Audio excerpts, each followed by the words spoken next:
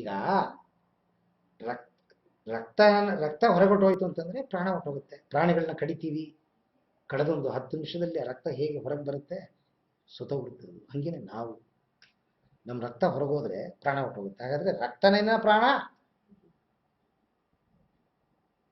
ಪ್ರಾಣವನ್ನ ತಗೊಂಡು ಹೋಗೋದೇ ರಕ್ತ.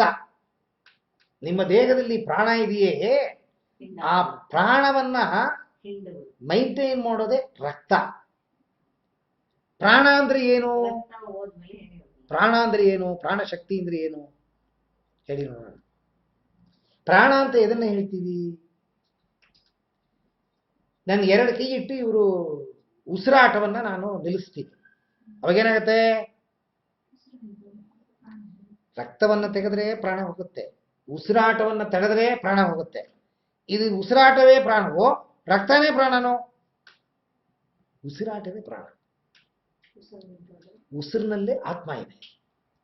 ಆತ್ಮ ಒಳ ಹೊರ 2 ಕಡೆನೂ ಇದೆ. ಹೊರಗಡೆನೂ ಇದೆ, ಒಳಗಡೆನೂ ಇದೆ ಆತ್ಮ. ರಕ್ತ ಎಲ್ಲೆಲ್ಲಿ ಹರಿಯುತ್ತೆ ಅಲ್ಲೆಲ್ಲ ಆತ್ಮ ಇದೆ. ಎಲ್ಲೆಲ್ಲಿ ಹರಿಯುತ್ತೆ ರಕ್ತ? ದೇಹದಲ್ಲಿ ಎಲ್ಲಾ ಜಾಗಗಳಿಗೂ ಹರಿಯುತ್ತೆ. ಜೀವ ಕಣಗಳು ಅಂತ ಹೇಳ್ತೀವಿ. ಹಂಗಂದ್ರೆ ಏನು?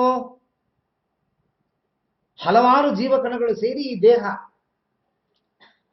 ಆ ದೇಹದಲ್ಲಿರುವ ಆ ಜೀವ ಕಣಗಳಿಗೆ ಶಕ್ತಿ ಈ ರಕ್ತ ತಗೊಂಡೋಗುತ್ತೆ. ನೀವೇನು ಈ ಪ್ರಾಣಶಕ್ತಿ ಹೊರಗಿರೋದನ್ನ ಶ್ವಾಸ ಮೂಲಕವಾಗಿ ತಗೋತೀರಿ, ರಕ್ತ ಅದನ್ನ ತಗೊಂಡೋಗಿ ಒಂದೊಂದು ಸೆಲ್ಗೂ ತಗೊಂಡೋಗಿ ಬಿಡುತ್ತೆ. ಈ ಪ್ರಾಣಶಕ್ತಿ ಏನು ಗಾಳಿ ಒಳಗಡೆ ನೀವು ಸೇವನೆ ಮಾಡ್ತೀರಿ, ಅದೇನಾರು ನಿಂತೋದ್ರೆ ಸೆಲ್ಲುಗಳು ಸತ್ತೋಗುತ್ತೆ, ಪ್ರಾಣ ಹೊರಟೋಗುತ್ತೆ. ಈಗ ಗೊತ್ತಾಯ್ತಲ್ಲ, ಪ್ರಾಣ ಹೋಗುತ್ತೆ ಅಂತಂದ್ರೆ ಶ್ವಾಸ. ಮತ್ತೆ ರಕ್ತ ಹೋದ್ರೆ ಪ್ರಾಣ ಹೋಗುತ್ತೆ ಹಂಗಂದ್ರೆ, ಈ ಶ್ವಾಸವನ್ನ ತಗೊಂಡೋಗೋದೇ ರಕ್ತ. ಶ್ವಾಸ ಡೈರೆಕ್ಟ್ ಆಗಿ ಸೆಲ್ಗಳಿಗೆ ಹೋಗಲ್ಲ. ನಿಮ್ಮ ಲಂಗ್ಸು, ಆ ಲಂಗ್ಸಿಗೆ ಸೇರಿದಂಗೆ ಹೃದಯ ಇದೆ.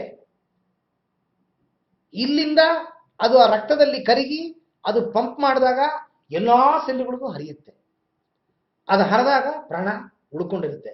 ಯಾವಾಗ ರಕ್ತ ಹರಿಯಲ್ಲ, ಪ್ರಾಣಶಕ್ತಿ ಸೆಲ್ಲಿಗೆ ಹೋಗಲ್ಲ, ಪ್ರಾಣ ಹೋಗುತ್ತೆ. ಅರ್ಥ ಆಯ್ತಲ್ಲ?